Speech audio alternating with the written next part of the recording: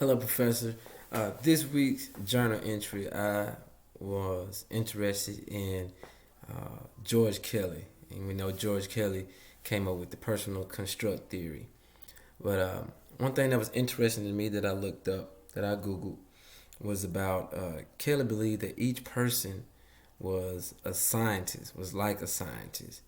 And I asked why, and gave some reasons why. And it says, like a scientist, we want to understand the world around us. I think that's one of the major things that we want to do as people.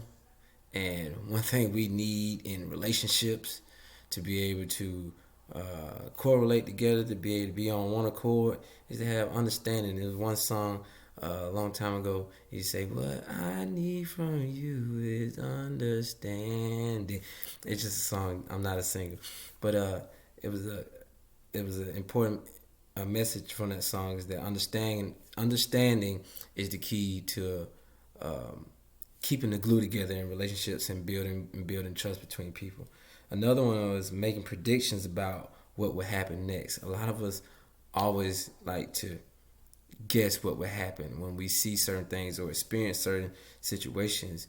We want to predict how that situation can go, and sometimes it can be good and sometimes it can be bad. But either way it goes, we like to judge based off our experience how the outcome for certain situations to be. And third is create theories to explain events. Everybody has their own theory, and I think that's what makes uh, all the psychologists special because they have their own theories, and some just take other parts from other people that they learn, like Kelly, and they put it together and they make their own theory about life, and it makes sense and it's been tested, and now we're using it even to this day.